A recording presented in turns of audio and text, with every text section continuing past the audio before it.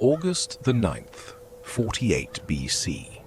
Caesar studies a battlefield historians still dispute. By Caesar's account, roughly 22,000 legionaries face perhaps twice that number. Let them count our men. I am counting where they break. Caesar has about 1,000 horsemen. Pompey may have 7 times as many. Caesar's right is exposed. Pompey's entire plan depends on making that weakness larger. Chainmail settles. Lever creaks. Thousands wait for an order that has not come. This battle will turn on 6 cohorts Pompey's cavalry cannot yet see. Rome calls this August. Calendar drift places the heat and ripe grain in early summer. Both armies are Roman. Their weapons, commands, and military language are nearly identical. The difference is experience. Caesar's veterans have survived years of harder campaigning. Pompey's cohorts are fuller. His line can absorb losses Caesar cannot replace. Some Caesarian cohorts are shadows of their former strength. Experience fills the missing ranks. Pompey holds the advantage Caesar cannot match: overwhelming cavalry on open ground. Archers and slingers wait behind the horsemen, ready to exploit an opened flank. Caesar sees the danger. He does not strengthen the place Pompey expects. He removes 6 cohorts from his reserve, weakening the center to protect the right. They form a 4th line, hidden not by terrain, but by Pompey's expectations. Their order is simple: hold position, then strike when the cavalry exposes itself. Pompey sees an exposed flank. Caesar has arranged the field so he will. Before those cohorts decide Rome, hunger must explain why Caesar risks everything. Before armies meet, hunger has already entered Caesar's camp. Raw grain cracks between their teeth. Flour is scarce. Comfort has vanished. Weeks earlier, Dyrrhachium had nearly destroyed Caesar's army. Pompey protects his supplies and forces Caesar to stretch farther. The encirclement fails. Caesar also loses the contest for food. Retreat preserves the legions. It cannot fill their stomachs. Roots taste of dirt. Coarse grain cuts the mouth. The march continues. Pompey's horses remain strong because his supply network still functions. Every weakened mount increases the imbalance Caesar must eventually face. After roughly 7 hard days east, Caesar reaches Gomphi, searching for food. Gomphi closes its gates, believing Caesar's defeat has already begun. Open them now. Tomorrow, the price will be heavier. The answer is refusal. Veteran discipline supplies Caesar's reply. Caesar says captured stores restore food, strength, and shaken confidence. Nearby Metropolis hears what happened. Its gates open before resistance begins. One city feeds the army. The next saves itself. Food returns. Dyrrhachium's marks remain on every piece of equipment. Years of war have turned exhaustion into disciplined habit. Across the field, Pompey's fuller cohorts are genuinely stronger. Time favors Pompey. Supply, cavalry, and the safer strategy favor him too. Delay weakens Caesar's horses, consumes food, and strains uncertain loyalties. Yet strategy never stands alone. Political ambition enters Pompey's camp.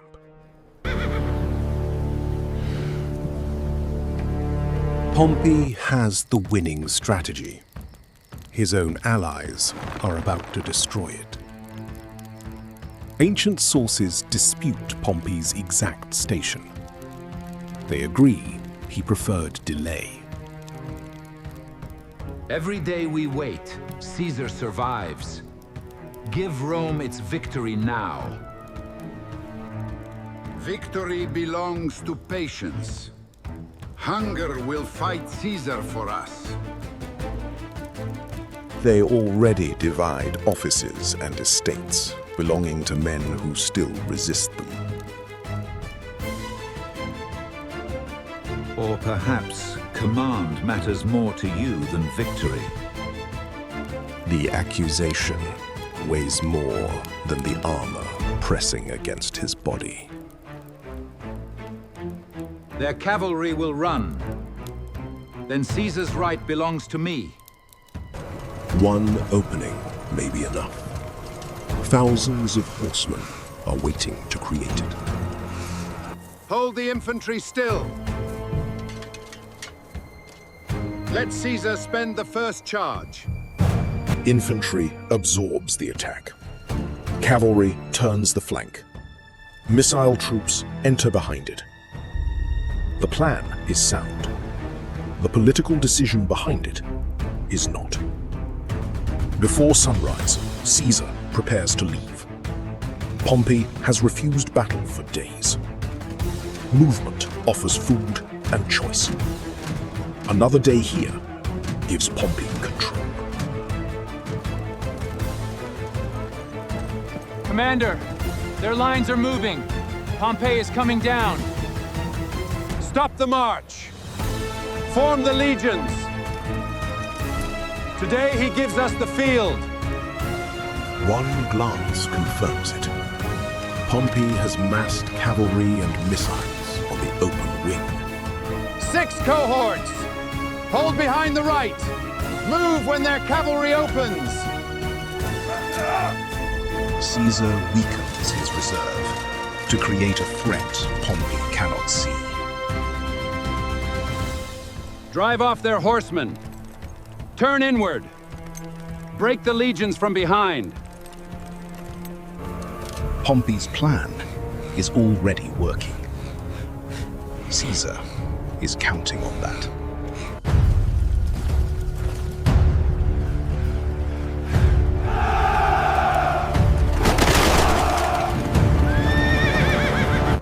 The armies stand close enough to hear shields shift. Neither side moves. First line, advance. Hold formation. Do not waste the charge. Roughly 22,000 men cross ground Pompey expected hunger to conquer. Pompey's infantry does nothing. Its order is to receive the charge standing. Then the line runs. Shields forward, pillar balanced, every opening sealed. Halfway across, the impossible happens. Caesar's first line stops itself.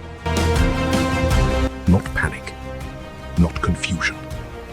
Experience preserves the final burst of strength. Breath returns. Ranks close. The charge begins again at striking distance. Now the pillar fly. Late, flat, and too close to avoid.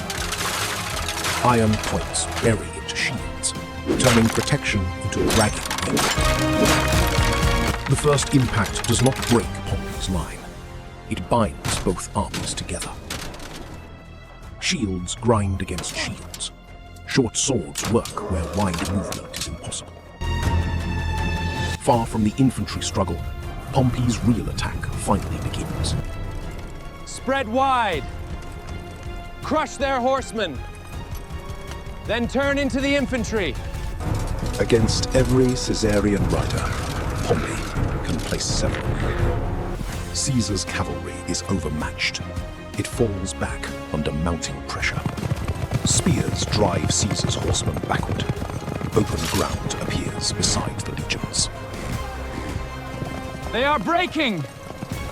Keep moving! The flank is open! Archers and slingers follow, expecting an undefended flank and a collapsing army. Instead, 6 veteran cohorts are already facing directly toward them. Fourth line! Advance now! Give them no room to reform! Infantry appears where Pompey expected empty ground, fresh, ordered, and advancing. Plutarch describes thrusts toward faces. Caesar's own account does not. Whatever the command, disciplined infantry attacks cavalry at contact range. The mounted mass loses shape. Superior numbers become pressure without an exit.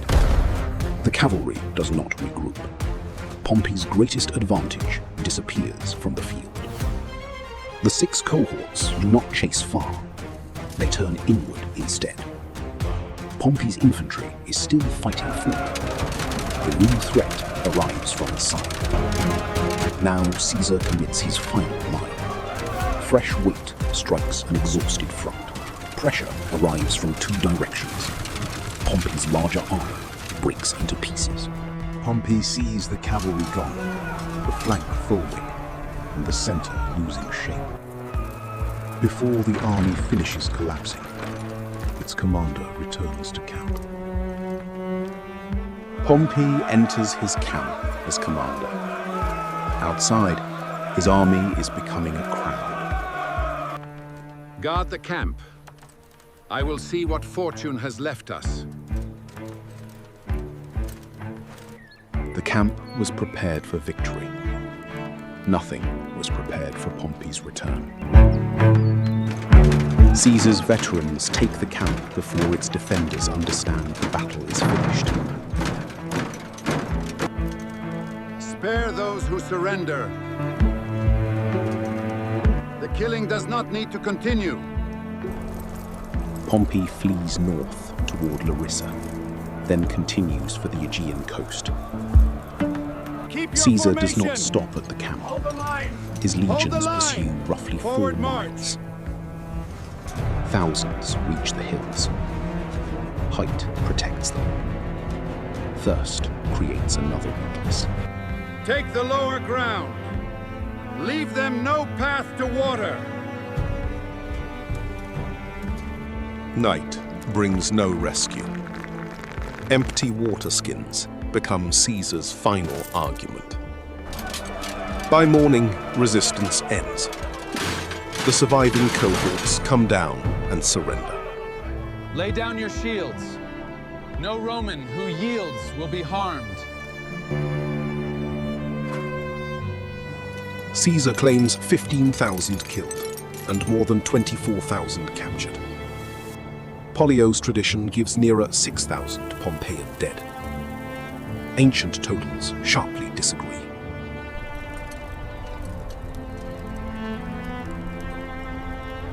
They would have it so. Pompey reaches Egypt, seeking protection. He is murdered before safely coming ashore. Africa and Spain remain. The Republic survives, but its old balance